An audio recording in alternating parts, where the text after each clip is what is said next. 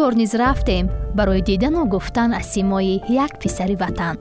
рафтем ба макони тарбиятдиҳандаи омӯзонанда ба литсеи ҳарбии вазорати мудофиаи ҷумҳурии тоҷикистон ба номи генерал-майёр Тош Муҳаммадов. онҷо ки дорост чунин ҳадафу мақсадро. мо низомиёни ҷавону наваз тарбиятгирандагони литсеи ҳарбӣ мебошем. довталабон ба литсеи ҳарбӣ дар синни 16 солагӣ шомил шуда барои идомаи таҳсил ба донишкадаи ҳарбии вазорати мудофиа ва ба донишкадаҳои олии ҳарбии кишварҳои ба мо ҳампаймо фиристонида мешаванд.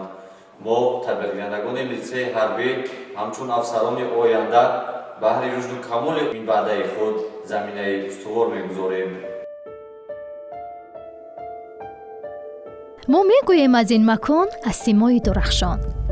он дурахшоне ки рӯшании вуҷудаш аз меҳри ватан аст. он дурахшоне ки тобанда шуда миёни дигар тарбиятгирандагони ин литсей. ӯро чанд сол аст маҳрумият аз гармии муҳаббати падару модар. онҳоро аз даст дода ҳанӯз дар кӯдакӣ тарбияташ монда ба дӯши бибиаш. аммо дарк карда ки ӯ модаре дорад пайваста пуштибонаш. модаре дорад ки бояд фарзанди арзандаи ӯ буду ӯро ҳифз кард. ӯ ватан дорад. пас омад барои табдил ёфтан ба як марди шуҷои ин меҳан. пас аз вафоти падару модарам аз ғамхории давлату миллат ҳам бархурдор шудам ва ба ҷавобам ба ин ғамхориро хостам ки ба ватани худ хизмат кунам ва роҳи ҳарбиро интихоб кардам. ӯро акнун айёми наврасӣ даромад ба як низому тартиб. ҳамчунин имкони иштирокаш дар озмуну олимпиадаҳо зиёд гардид. оғози рӯзаш ин ҷо аз анҷом додани машқҳои пагоҳиро зист. бурун шудан аз олами озоди бачагӣ ва ворид шудан ба дунёи бонизом барояш душвор набуд оё? баръакс ин беҳтар аст. агар одам реҷаи рӯз дошта бошад, ин барои фаъолияти одам хеле хуб аст. соати 8 оғози машғулиятҳост.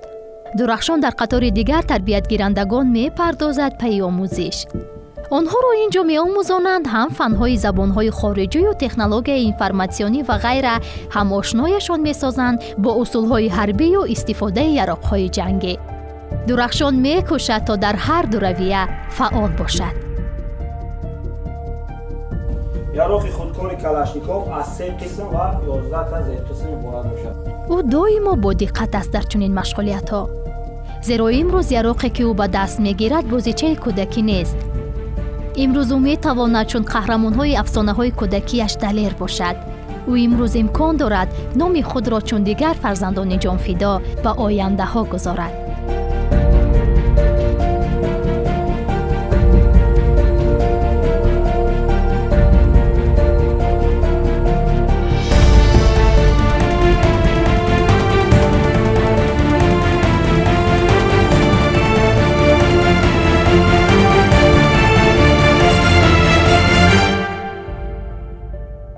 дурахшон ёрирасон аз ҳангоми омода сохтани дарсҳо ба дигар дӯстонаш. анҷоми машғулиятҳо дигар оғози фориғболӣ нест барояш. чун аз рӯи тартиб баъд аз анҷоми дарсҳо бояд пайи омода сохтани вазифаҳои супурдаи омӯзгорон пардозанд. шавқу хоҳишаш ба мутолиаи китобҳо низ зиёд аст. хонандаи фаъоли китобхонаи таълимгоҳи худ низ мебошад. лаҳзаҳои фароғат низ дурахшонро атроф пур аз дӯстон аст, чун суҳбат бо ӯ барояшон маънӣ бахшу хушоянд аст.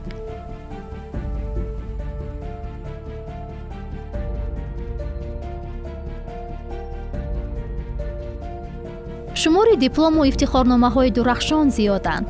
иштирокаш дар озмуну олимпиадаҳои бурунмарзӣ нест. гирандаи стипендияи президентӣ низ ҳаст ӯро унвон. ин аст ки ифтихор шуда ба кулли кормандону тарбиятгирандагони ин литсей. соли 2021 дар ҳаёти ман босохатирмон буд, чунки дар ин сол ман ба дастовардҳои бузург баргаштам. дар озмуни ҷумҳурии ин фуруғи маърифат ки бо мақсади тақвият бахшидани истеъдодҳои ҷавон дар паёми президенти ҷумҳурии Тоҷикистон тақдим гардида буд, фаъолона иштирок кардам. ҳамчунин дар озмуни истеъдодҳои ҷавон миёни тарбиятгирандагони литсейҳои ҳарбии 16 давлати аъзои иттиҳоди давлатҳои мустақил иштирок карда сазовори ҷои якум гаштам.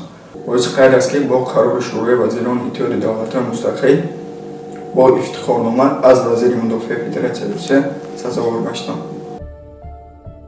дурахшонро қалб пур аз орзуҳост, аммо мақсаду ҳадаф ягона: будан ҳамчун қаҳрамон фарзанд барои ин ватан. мо ба дунёи дурахшон таҳсин хондем, ба азму иродааш. водорамон сохта умед бандем ба амалишавии он ҳама нияту нақшаҳои созандааш. умед бандем ки фардояш тобон бошад, шонаҳояшро ахтарони унвонҳои ҳарбӣ дурахшон намоянд. умед бандем ки арзанда фарзанди ватани худ гардаду шодкунандаи равони волидонаш. ҳаё тоҷикистони озоди ман, умеди дилу хотири шоди ман, чу фарзанди ту ҳозирам бар дифоъ, ба ҳифзи ту ҷонро намоям фидо.